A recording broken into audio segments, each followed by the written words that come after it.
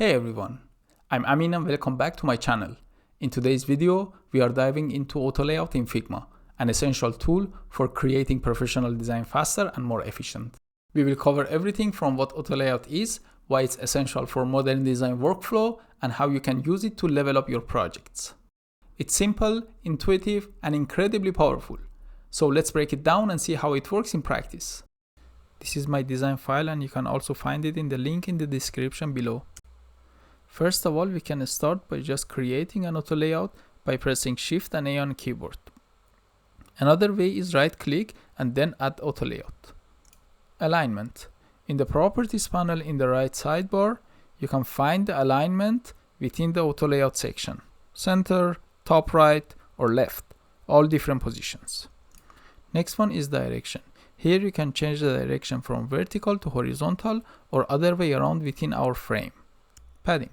You can change the padding horizontally or vertically. You can also change them individually by clicking this icon. Additionally, if you hold Command and click on an input, you can change everything at once. Items gap.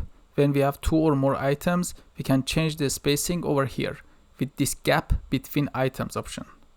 Stroke inclusion versus exclusion. In the advanced setting from this icon, you can find a stroke option. Included in layout means this 20 pixel width is included in the layout. And excluded in layout means the stroke width is not included in the counted stroke, like this.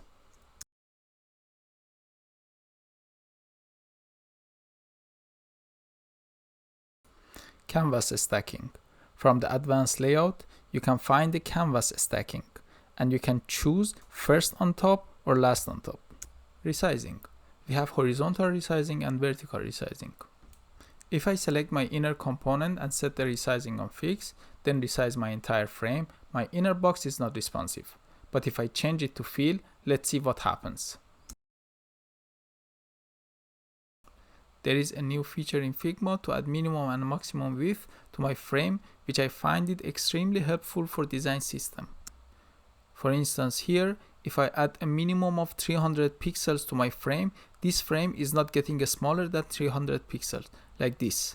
Another way around is add the maximum width. For the responsive text, the only thing you need to be sure is the text resizing is set as fill container. Then your component is responsive.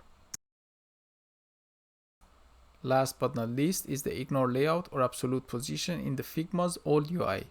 By ignore auto layout, you can place your component at any place in your frame like here.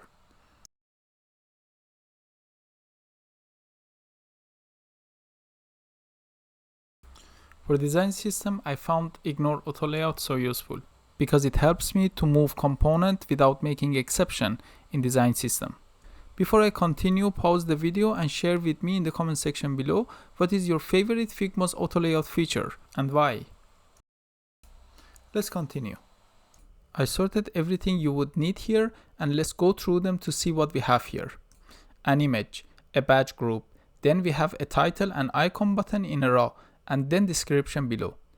At the end, we have the avatar and the author name. First, I'm framing all the smaller components, then wrap them all together. I start from the avatar and the name. Frame them by pressing Shift and A on keyboard, and for spacing I add 12 pixels. Align it center and change the name to avatar label group. Next one is title and the icon.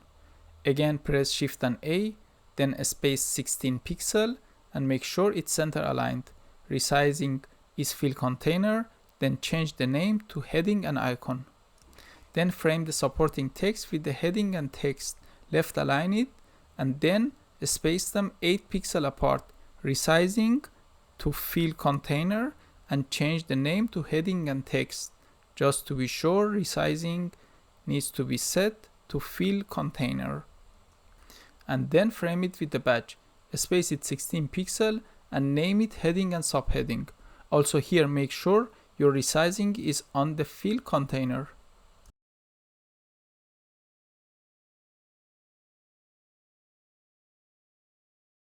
After that I would frame them with the avatar label group and space it 24 pixels apart. For align it better, I add 24 pixel padding horizontally and vertically. Change the name to container, and like other component, resizing should be on the fill container. Then I frame the image with the content. Check the clip content here and set the gap to 0 pixel.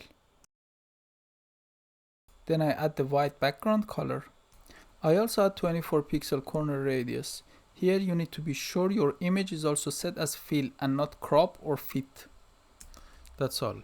As you can see, our block card is responsive now. I just need to add a bit of shadow to make it look nicer. That's all. That's it for today's video. I hope you enjoyed and learned something. Just a heads up, I post videos on a weekly basis. So don't forget to subscribe to my channel and hit the bell button to stay tuned. Cheers!